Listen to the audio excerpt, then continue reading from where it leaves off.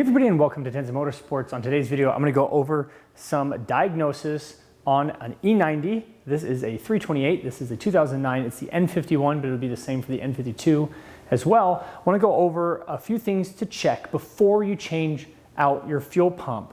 As you can see here on the front of our car, we have a tow hook. That's because this car did break down on us the other day, and I thought it was a fuel pump. I made a mistake. I spent money. We got a new fuel pump out of it. Spent money I didn't need to spend. And hopefully by my mistakes, you can then learn from that. So we're gonna go through a quick diagnosis process, super easy to do, not very expensive, and the entire fix, including buying tools to do this, is actually cheaper than buying a fuel pump if you don't need it. Before we get into today's content, make sure you are subscribed to the channel. Like if you enjoy this type of content. Also make sure to check us out on Instagram, Tenza_motorsports. So we'll go through the issues I had real quick, and hopefully some of these sound similar to yours. Car will drive for about 6 to 10 minutes, and then all of a sudden it dies and acts like it's not getting any fuel. If you let the car sit for a while, then it'll start back up, and then it'll run for another short period of time, and then it'll die again. This sounds like an intermittent fuel pump. Well, it is, but it's not the fuel pump's fault. In my case, it ended up being the fuel pump control module. This is a fairly common part to go out on these cars, and you want to check this before spending the money to do your fuel pump. Now, I bought a used one here. They cost about 25 to 65 bucks used. A new one can be found for around $100, maybe a little bit less. The only downside is if you buy a brand new one, you're going to have to code it. In my case, I was able to take the exact same part numbers and find one on eBay and match them directly, and this should be a plug and play. The only downside to this is that if you are going to order a used one, it might take a couple weeks to get to you. So I'm going to go over the diagnosis on this. I'm also going to show you how to bypass this for a week or so while you're waiting for your part, and then show you how easy this part is to replace and how easy it is to reverse the little modification that we were able to do to get the car to run while we were waiting for this package. First, let's start with the diagnosis. Like I said, that was the issues we were having. It was intermittent. All you have to do is get this one here is just a Harbor Freight one, and nothing super crazy. This is actually a little bit nicer one. I think it was like 30 bucks or something like that. And what we're gonna do is we're gonna take off this panel back here on the passenger side of the rear seat. We're gonna do that real quick, and I'll show you how to test this. So here we are on the passenger side. This is the panel that we'll be removing to get at that control module.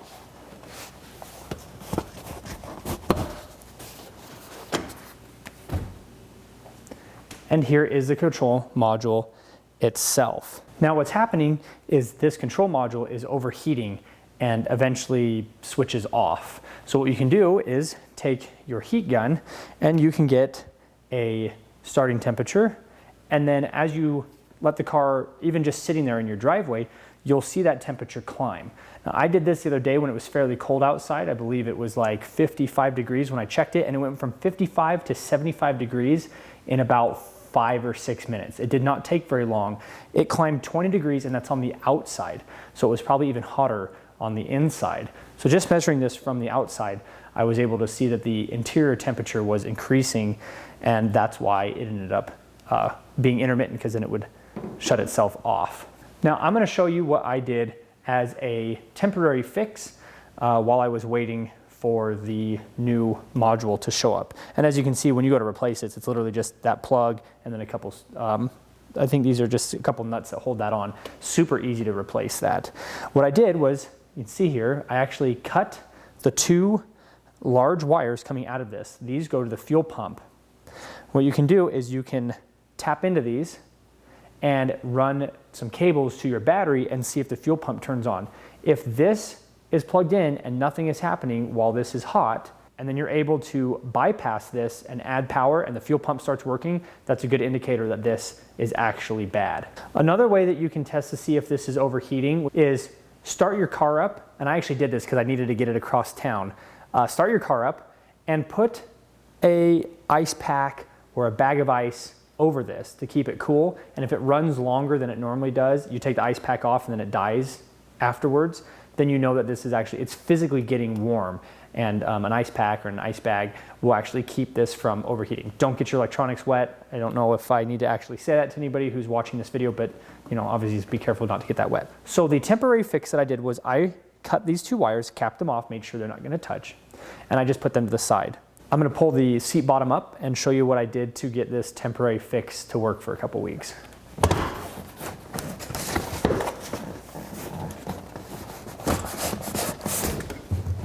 All right, this is the fuel pump side of the wires that I had cut. So here's the ECU side, here's the fuel pump side. I have the brown going back to the battery. So I just ran it back here behind the seat and have it constantly hooked up to the negative side of the battery. This wire here, I ran up front and found a 12 volt switch that turns on when the car is in the on position so that your fuel pump's not running all the time. You could put a toggle on this if you wanted to and just run it to the battery. That'd probably be a little bit easier, but I knew I was going to run it like this for a couple weeks, so I wanted to make it a little bit nicer than just like slapping it together and spinning wires. As you can see, I actually soldered them.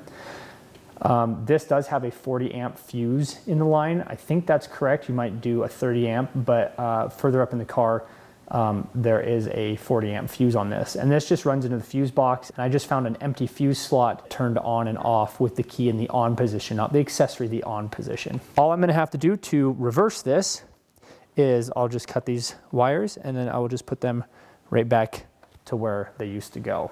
That's all I have to do to reverse this. And so that's a pretty easy way to get this to run while you're waiting for your control box. Here's the old one. I don't know if you can see that, but I just checked to make sure my new one, all of the numbers match. There's a few that don't because I guess none of them are the exact same. Every single digit on these labels are gonna be the exact same. But I guess the important numbers match up. The upside to doing a used one is that you do not have to reprogram this. It should be just a plug and play. So now I'm gonna undo all this. I'll just take my old wiring, connect it back up, swap this out, and we should be good to go.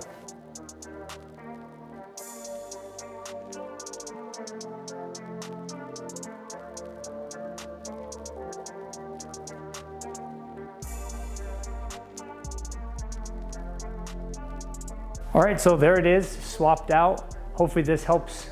As a quick recap, check to see if this is increasing in temperature. This right here can be found as cheap as 30 bucks, and some other used ones might be closer to $60 or $70, and a new one with programming could be over $200. So that's why I went with a used one. And if you do need your car to run in that meantime, like I showed, you can run power and ground to the fuel pump independently and actually run the fuel pump. I would advise against just having it on all the time. That's why I went and found a 12 volt on position switch that would turn on and off. And so the fuel pump, like if you're sitting in the car and you're running the radio or listening to something and the car's off, the fuel pump is running if it's not an accessory. If it's an accessory, it turns the pump off, but if it's in the on position, the pump just runs. Obviously that's not ideal, but again, it was only a quick fix to get me through until this showed up in the mail. Any comments or questions down in the comment section below. Check this first, don't buy a fuel pump if you don't absolutely have to. Thanks so much for watching, and we'll see everybody in the next video.